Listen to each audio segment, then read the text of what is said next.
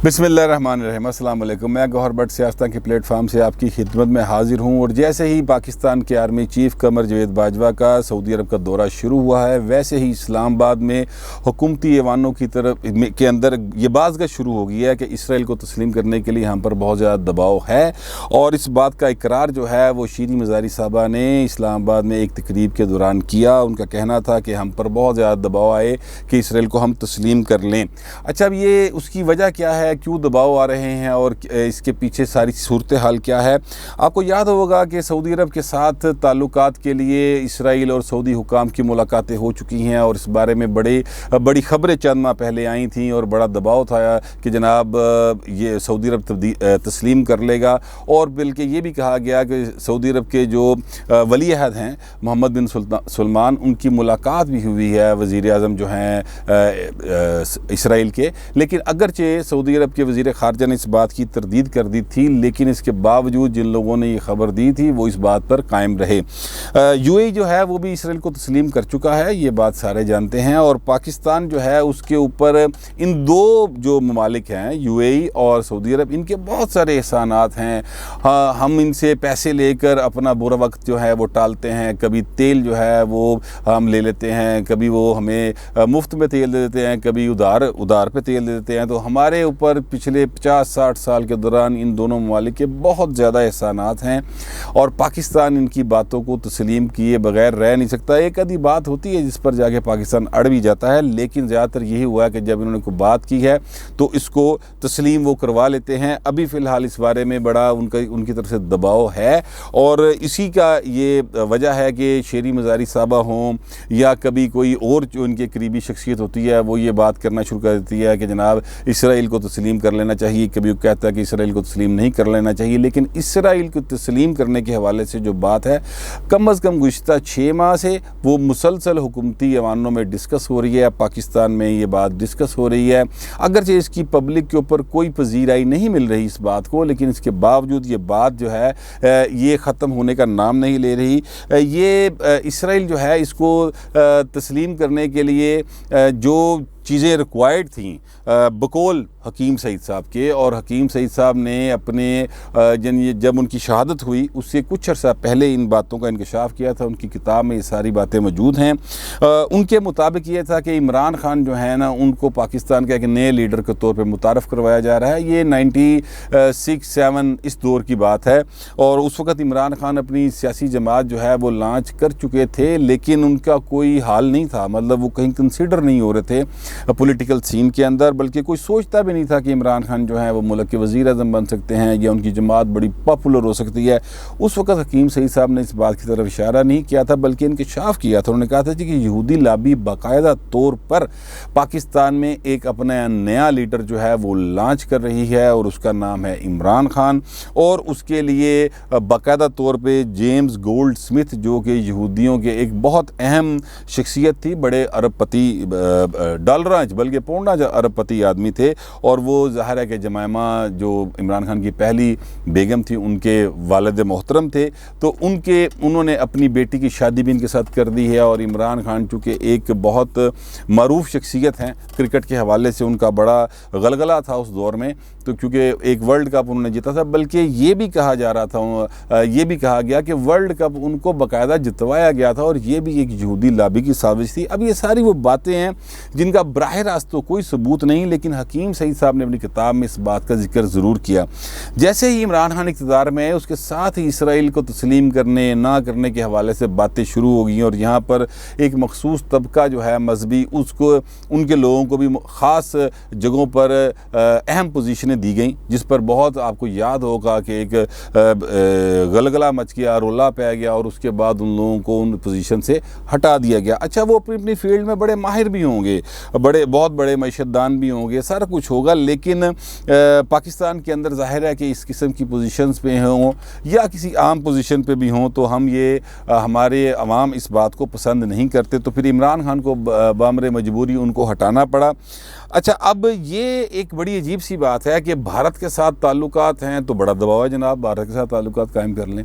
Israel है तो Israel के लिए बड़ा दबाव है कि इसराइल के साथ ताल्लुकात कायम कर लें। मुझे ये नहीं समझ आती कि पाकिस्तान के अवाम के साथ ताल्लुकात कायम करने के लिए पाकिस्तान के हुक्मरानों पर दबाव क्यों नहीं आता। हालांकि वो सो कार्डली से ये क्लेम ज़रूर करते हैं कि हम आवाम से वोट लेकर आए हैं, तो फिर इस बात का दबाव क्यों नहीं लेते हमारे हुक्मरान, ख़ास तौर पे मौजूदा हुकूमत इमरान खान की हुकूमत, कि जनाब तेल महंगा है, बिजली महंगी, आटा महंगा, चीनी महंगी, और यहाँ पर आप देखें तो लोगों को रोज़गार क्या, रोटी खाने के लाले पड़े हुए हैं, लेकिन इसका दबाव नहीं लेते हुक्मरान हमारे।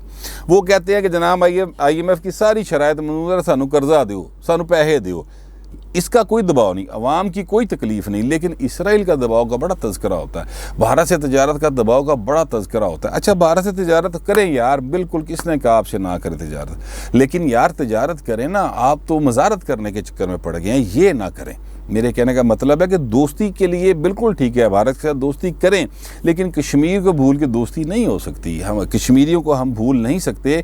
और अगर ये गलती हमारे हुक्मरानों ने किसी सूरत में कर ली तो उसका एक बहुत खौफनाक बैकलैश पाकिस्तान पर आ सकता है। ये बात जहन में रखें, क्योंकि जो हमने लोग पाले थे अफ़गानिस्तान में जिहाद के नाम पर, वो उन लोगों से जब हमने यू टर्न लिया तो उसका फिर एक खौफनाक बैकलैश आया पाकिस्तान में, और कम अज़ कम 70,000 पाकिस्तानी खुदकश हमलों में और जो है टेरर की सारे मामला, उसमें वो पाकिस्तानी जो हैं वो शहीद हुए। अच्छा, अब पाकिस्तान जो है वो अगर कश्मीर के ऊपर भी यू टर्न ले ले और वो कर ले, जैसा कि, और यही समझा जाएगा अगर आप उन कश्मीर पर डायलॉग के बगैर और कश्मीर की जो भारत ने जो हालात पैदा किए हैं उसको रिवर्स किए बगैर बातचीत करेंगे, तो फिर ये इसका तासुर यही जाएगा कि जनाब हम जो है ना, हमने यू टर्न ले लिया कश्मीर के ऊपर, और उसका बैकलैश आ सकता है। अच्छा, अब जो इसराइल को तस्लीम करने की बात है, ये हमारे हुक्मरानों के, ख़ास तौर पे मौजूदा हुक्मरानों के दिमागों से इसराइल निकलता क्यों नहीं, ये बड़ी अहम बात है। कि इन्होंने सुते पे भी रात में इसराइल याद आ रहा होता है, ये सुबह उठते इनको इसराइल याद आ रहा होता है, हर 2-3 महीने बाद किसी ना किसी वज़ीर के मुँह से या इनके किसी करीबी तरीन शख्सियत, चाहे वो सहाफ़ी हो चाहे वो कोई और शख्सियत हो, उनकी तरफ से ये बयान ज़रूर आ जाता है कि जनाब इसराइल को तस्लीम कर लेना चाहिए, या इसराइल को तस्लीम करने के लिए बड़ा दबाव है, या जनाब हम इसराइल को किसी सूरत तस्लीम नहीं करेंगे। ओ भाईजान, आप इसराइल को दिमाग से निकाल दें। मैं आप लोगों को ये बात अपने नाज़रीन को बताना चाहता हूँ कि इसराइल को तस्लीम करने का पाकिस्तान को माशी तौर पर कोई फ़ायदा नहीं हो सकता, क्योंकि ऐसा कोई रूट नहीं है जिससे इसराइल की चीज़ें पाकिस्तान आ सकेंगी या पाकिस्तान की चीज़ें इसराइल जा सकें। एक काम ज़रूर हो सकता है, वो ये है कि हम पर जो मज़ीद तंगियाँ माशी तौर पे लग रही हैं, जैसे यूरोपीय यूनियन ने करारदाद पास की है, इसराइल उसको रिलैक्स कराने में एक रोल प्ले कर सकता है, लेकिन वो क्यों करेगा रोल प्ले? पाकिस्तान उसको तस्लीम भी नहीं करता, पाकिस्तान के साथ उसके ताल्लुकात भी नहीं है, तो वो अपना रोल क्यों प्ले करेगा? ये एक लालच ज़रूर दिया जा सकता है कि यूरोपीय यूनियन जो है वो GSP+ पे जो पाबंदियाँ लगा रही है, या FATF के ऊपर जो मामला हमारे चल रहे हैं, तो उस पर हम आपको रिलैक्स करा देंगे और इसराइली लॉबी जो है अपना रोल प्ले कर देगी। इस तरह की बातें ज़रूर हो सकती हैं, लेकिन मैं नहीं समझता कि जो कमज़ोर हो, मसलन हम अब आम ज़िंदगी में बात करते हैं कि महल्ले में अगर कोई शख्स कमज़ोर है, उसकी सियासी पोजीशन भी कमज़ोर है और उसकी माशी पोजीशन भी कमज़ोर है, तो उसके ऊपर लोग तरस तो खा सकते हैं, रमज़ान दे विच ज़कात तो दे सकते हैं, इफ्तारी तो उसे करवा सकते हैं, लेकिन ये नहीं कर सकते कि जनाब उसको मुकम्मल उसको एक नया घर बना के दे दिया जाए। ये नहीं कर सकते कि उसके बच्चों के तमाम अखराजात कोई इंसान खुद उठा ले, मलेदार मिल के उठा ले। ऐसा नहीं होता प्रैक्टिकली।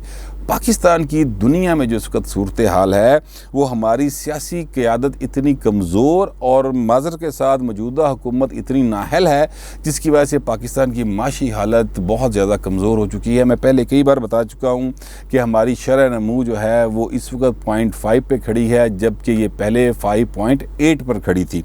तो उसकी वजह से ज़ाहिर है पाकिस्तान जब गरीब है, हमारी मईशत डूब रही है, तो फिर हम तरले डालते हैं, दौड़े लगाते हैं, कभी यूं यूएई से कहते हैं हमें पैसे दे दें, कभी हम सऊदी अरब से कहते हैं, कभी चाइना की तरफ जाते हैं। तो दुनिया में कोई किसी का इतना ज़्यादा सज्जन दोस्त नहीं होता कि खून के रिश्ते हों। वो अपने मुफादत के तहत आपको इस्तेमाल करते हैं और आपको फ़ायदा देते हैं और फिर उसके बदले में ख़ुद फ़ायदे उठाते हैं। ये सूरत हाल जो है ना, ये पाकिस्तान के लिए बड़ी मुश्किल हालात पैदा होते जा रहे हैं। अच्छा, अब उन्होंने जो हैं अपना शेरी मज़ारी साहबा, उन्होंने ये भी कहा कि OIC से उन्होंने शिकवा किया कि जनाब फ़लस्तीन और कश्मीर काज के लिए जो है ना OIC आवाज़ नहीं उठाती और बड़ा मसला है कि जनाब ये ना फ़लस्तीन के लिए खड़ी होती है OIC, ना ही कश्मीर के लिए खड़ी होती है। ओ भाईजान, कश्मीर के लिए तो चले आपने कि आप बताएं आप कितना खड़े हुए। खान साहब ने कहा था कि जनाब मैं कश्मीर का सफ़ीर बनूंगा। वो ऐसा सफ़ीर बनया पाई कि कश्मीर बिल्कुल ही फारग हो गया और पाकिस्तान किसी खाते में नहीं आ रहा। और ये भी कहा जा रहा है बाकायदा तौर पे, और ये बात किसी और ने नहीं की बल्कि ख़ुद आर्मी चीफ ने सहाफ़ियों के साथ गुफ्तगू करते हुए कही, जो बाद में सारे सहाफ़ियों ने बताई। आप जानते हो उस बात को कि भारत के साथ तिजारत जो है ना वो बहुत ज़रूरी है और हमें अपना माजी दफन करके आगे बढ़ने की ज़रूरत है। तो ये सारी सूरत हाल जो बनी हुई है, ये एक तशवीशनाक सूरत हाल है।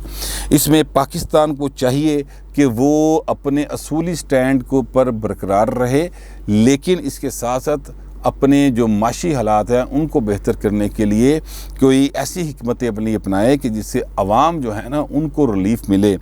और इसराइल से ताल्लुकात इमरान खान के हों या ना हों, भारत से ताल्लुकात हों या ना हो, और इमरान खान क्या, जितनी भी रजीम इस वक्त बैठी हुई है, चाहे वो सिविल है चाहे वो मिलिट्री की है, उन सब के को ये बात समझने की ज़रूरत है कि ताल्लुकात किसी भी हुक्मरानों के अपने अवाम के साथ होने चाहिए और उन्हें सिर्फ अवाम का दबाव लेने की ज़रूरत है, बजाय इसके कि वो इस बात का दबाव लें कि जनाब इसराइल बड़ा तगड़ा है तो इंडिया बड़ा तगड़ा है। उनके साथ ताल्लुकात, आप उनके साथ जो मामलात करने हैं वो ज़रूर अपने मामलात करें, लेकिन पहले ख़ुद को अपने पाँव पे खड़ा करें। अगर आप लाठियों के सहारे खड़े होंगे तो फिर आप किसी के साथ ना अकड़ सकते हैं ना लड़ सकते हैं, और ऐसी सूरत हाल में इंसान फिर ये कहता है कि मैंने फ़लाने का बड़ा दबाव तो मैंने फ़लाने का बड़ा दबाव, जबकि हकीकत बात यह है कि उसके अंदर की कमज़ोरियाँ हैं जो दूसरों पर डालने की कोशिश करता है।